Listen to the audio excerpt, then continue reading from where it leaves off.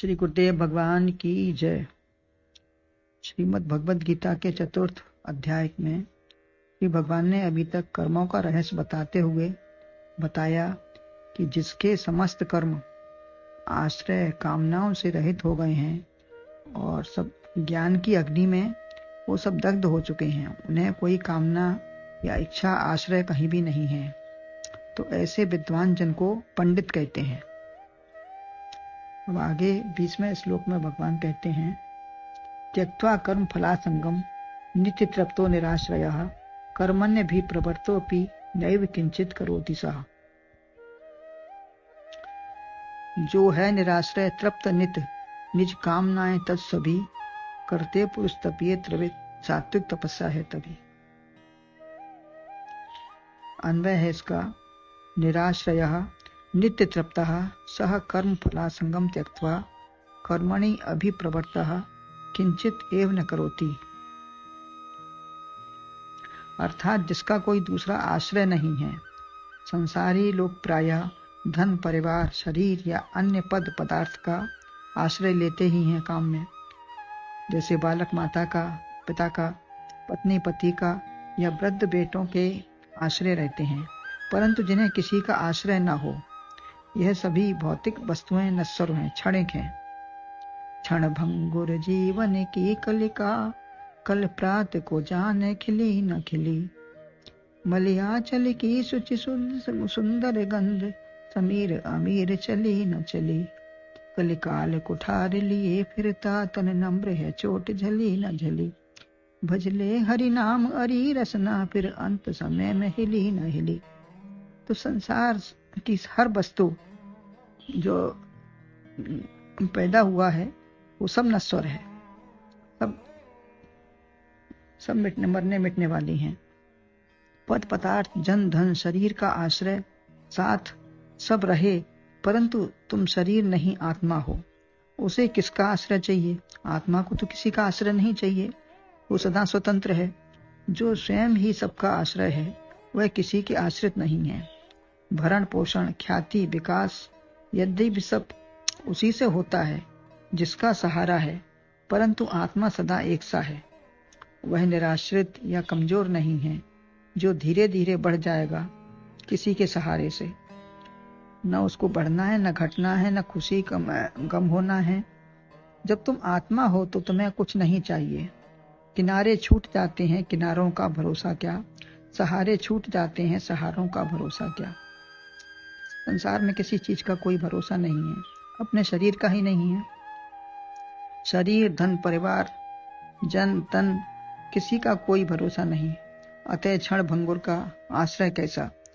तुम्हें उसकी आवश्यकता ही नहीं, परंतु मर्यादा में शरीर रखना है, इसे उच्छृंखल नहीं होने दें।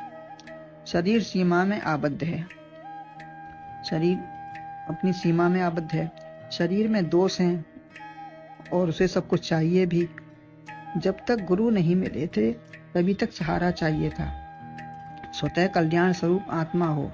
गुरु ने जब बताया कि तुम स्वतः कल्याण स्वरूप आत्मा हो, आत्मा का अकल्याण है ही नहीं, जो उसे कुछ चाहिए। किंतु अभिमान से न कहें कि हमें किसी की जरूरत नहीं, हमें कुछ नहीं चाहिए। पूरे समाज व विश्व की आवश्यकता है, प्रत्येक वर्ग वर्ण की आवश्यकता है, हर वस्तु हर व्यक्ति की आवश्यकता है। जीते जी सब कुछ चाहिए, लेकिन मन से आत्मा की जानकारी होने पर, आत्मा को ज्ञान होने पर ये सब वस्तु नश्वर हैं। आत्मा से तुम सबके आश्रय अधिष्ठान हो। किसी वस्तु या व्यक्ति से तृप्त होने पर नित्य तृप्तः अथवा अभी चाहिए तृप्त नहीं हुए, यह सब चीजें आपको सदैव तृप्त नहीं करती। मन से सदा ये लगा रहे कि ठीक है, हम संसार में रह के हमको सब चाहिए, संसार में दिखावे के लिए, अपने उपभोग के लिए, उपयोग के लिए सब चाहिए, परंतु मन से हम सदा तृप्त रहें, मिले तो ठीक, ना मिले तो ठीक। तीसरे अध्याय के 17वें श्लोक में कहा है, यस्त्वात्मरतिरेवस्यादात्मतृप्तस्य मानवः। जो अपनी आत्मा में ही रतिवान है, आत्मतृप्त है, अपने आप से संतुष्ट है और अपनी आत्मा में ही संतुष्ट, उसके लिए करने को कुछ शेष नहीं है। जो अतृप्त है उन्हीं को अनेक प्रयत्न व व्यवस्था करनी पड़ती है। जब संतुष्ट हैं, ज्ञानी हैं, योगी हैं, सर्व कर्म फल त्यागी हैं, आत्मा में तृप्ति वाला है, निराश्रित है, उसी आकांक्षा या प्यास नहीं है, जो खुद मस्ती में मस्त हुआ, फिर उसका क्या जो हो सो हो। वह कर्म फलासंगम त्यक्त्वा, कर्म फल के संग को छोड़कर माने इसमें भी यह रहस्य है। प्रारब्ध बस बासी भोजन हमको मिला है, जब तक जीवन है जीना पड़ेगा, तो रोकर या हंसकर। प्रारब्ध बस हमको जो मिला है उसमें हमको रहना है, जीना है, वो चाहे रोके रहें, हंस के रहें, जैसे भी रहें, ये प्रारब्ध हमको भोगना ही है। रुचिकर या अरुचिकर हो, कोई भी भोग मिले वह रहेगा, भला हो या बुरा हो, परंतु संग का त्याग उसके आपके हाथ में है। उसका संग हम मन से करें या नहीं करें। जी, हमें जो मिला है उसको सामने हमारे है, लेकिन हमारे अंदर ना समारे। जैसे वृक्ष में फल लगा है, आपकी इच्छा है तो तोड़ो, ले लो, दे दो किसी को या ना लो, परंतु यह नहीं कि फल ना लगे या और कोई भी ना खाए। अतः भोग को करें या ना करें, बीमारी या सुख दुख शरीर को है। अंतःकरण का यही है कि विचार करते रहो कि यह हमारा नहीं है। शरीर में जो आया है सो हो रहा है। शरीर का साथ जन्म से है।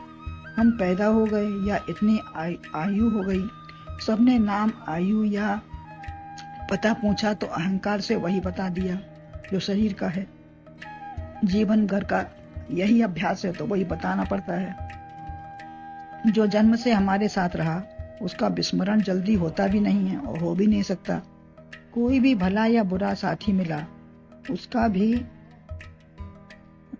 भी याद रहती है। तो शरीर परिवार तो जन्म से मरण तक है। ये शरीर परिवार तो हमारा जन्म से मरण तक साथी है, परंतु विचार का बाहुल्य हो, गुरु के पास दृढ़ता हो जाए तो उन स्मृतियों के साथ खिलवाड़ फुटबॉल की तरह होता रहेगा। स्मृतियां आएंगी, साथ रहेगा, लेकिन उनके साथ भी हमको खिलवाड़ की तरह होता रहेगा कि हम संसार को देख रहे हैं, लेकिन हम आत्मा को जान रहे हैं, समझ रहे हैं कि हम वास्तव में क्या हैं। कभी संसार कभी आत्मा हूँ, पता चल जाए तो पूरा देखने का आनंद मिलता है।